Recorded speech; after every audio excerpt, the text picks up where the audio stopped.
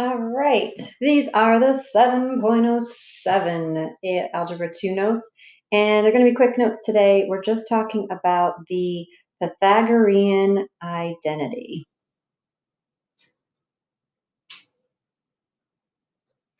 Okay, so we know that on the unit circle, everything must satisfy x squared plus y squared equals 1, because your unit circle has a radius of 1. So that brings us to, on the unit circle, every point must satisfy x squared plus y squared equals 1. So that brings us to our Pythagorean identity.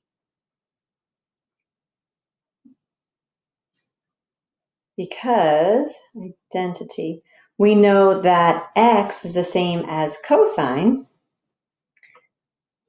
and we know y is the same as sine theta. So that's your coordinate. X, y is cosine sine. C comes before S in the alphabet. So the Pythagorean identity states that for any angle theta, cosine squared theta plus sine squared theta equals 1. X squared plus y squared equals 1. It's like your Pythagorean theorem. So I just want to point out here that this writing it as cosine squared theta is just a shortcut. That's the same thing as saying cosine theta squared plus sine theta squared equals 1. And thinking about it the second way might be a little bit easier for these problems that we're going to do, but this is like the shortcut way. So you're going to see it written like this a lot, but they mean the exact same thing.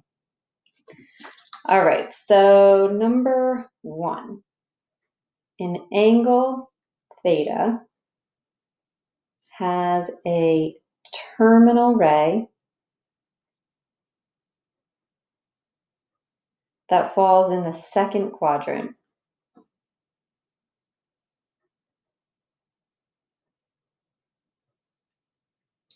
If sine of theta equals 3/5, find the value of cosine theta. And let's also find cosine theta and tan theta. All right, so first of all, we want to use our Pythagorean identity to do that. Let's say find cosine theta and tan theta using the Pythagorean identity, because there are a lot of different ways you can do these. So we'll be specific in these directions. So using Pythagorean identity.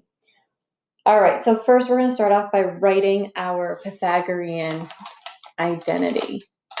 So I'm going to take cosine squared theta plus sine squared theta equals 1. So I know that sine theta is equal to 3/5.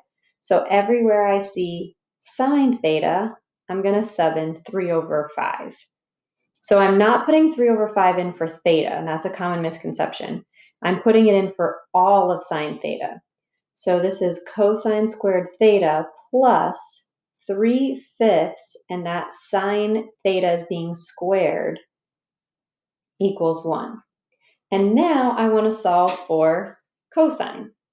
So from here, I'm going to square 3 squared is 9, 5 squared is 25. And then I'm going to subtract that over. So I'm isolating the cosine squared theta. So those cancel. And you can type this into your calculator, 1 minus 9/25. And that should give you 16/25, because that's like saying 25/25 minus 9/25. We want to solve for cosine, so you're going to take the square root. And don't forget your plus or minus whenever you take the square root. And I get cosine theta equals plus or minus the square root of 16 is 4, and the square root of 25 is 5. Now I need to decide if I want to keep the positive or the negative here. So it told me in the problem that it terminates in the second quadrant. So if we look at our second quadrant here, is right here. And in that second quadrant, I know S, sine, is positive, but everything else would be negative. So cosine must be negative in quadrant 2. So cosine theta is negative in quadrant 2. So therefore, cosine theta equals negative 4/5. Okay, and then we want to find tan theta. So tan theta, remember, is equal to sine theta over cosine theta. So now that we have both sine theta and cosine theta, we can take our sine theta, which is 3/5, divided by cosine theta, which is negative 4/5. So now I really have a complex fraction, fractions inside of a fraction.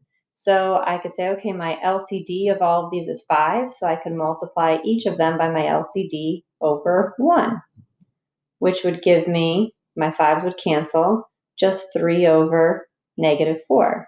Or you could have thought about it as keep, change, flip, and done 3/5 times, so change division to multiplication, and then flip this here, the 5s cancel, giving you negative 3/4.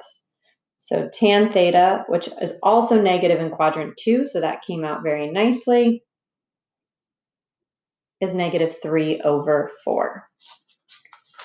All right, let's do one more of these just to practice. To go back to my purple, so number 2, an angle theta has a terminal ray in the first quadrant.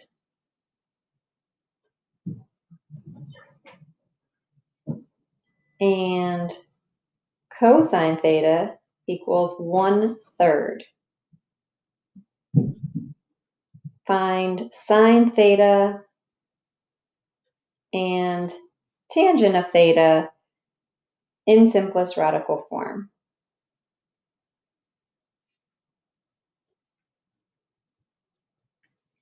All right, and using the Pythagorean identity to do so. So first start off, pause the video here, write out your Pythagorean identity. So I'll write it out like that other way this time.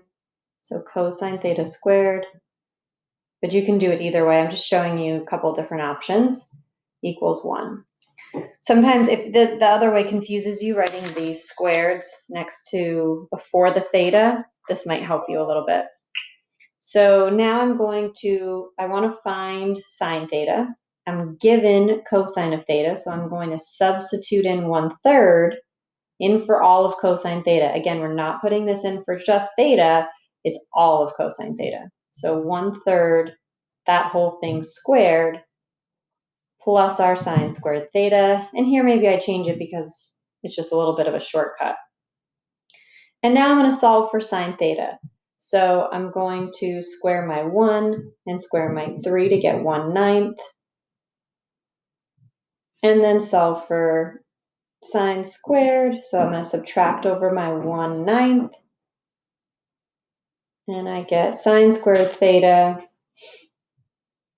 equals, and this would be like 9/9 minus 1/9. So that's going to be 8/9. And we're going to take the square root. Don't forget your plus or minus because we'll need to figure out here what if it's positive or negative. And we said we wanted simplest radical form. So we have plus or minus the square root of 8 over the square root of 9, which is just 3. And if we want simplest radical form, we want to break 8 up into the largest perfect square, which would be 4 times 2. So that would be plus or minus 2 rad 2 over 3. It said that it terminates in the first quadrant. Oh, you can't see that. In the first quadrant. So let's draw these out. And in quadrant 1, everything is positive. So we're going to reject the negative. In quadrant 1, sine theta is positive because everything is positive. So that's why we're going to keep the positive, reject the negative. So far we have an answer of sine theta equals 2, positive 2 rad 2 over 3. And then I also asked you to find tangent of theta. So pause your video using what we did on the last one, try to find tangent of theta. So tangent of theta is equal to sine over cosine theta, and that's something you guys need to memorize. And now I'm just going to substitute in my sine and my cosine from the givens. So tan theta equals sine theta, which is 2 rad 2 over 3, cosine theta, which is 1 over 3. So again, you can either do keep, change, flip right here, or you could multiply everything through by your LCD over 1 since this is a complex fraction. So I can multiply everything by 3 over 1. My 3's would cancel. Everything on the bottom cancels to just a 1. So I'm just left with 2 rad 2.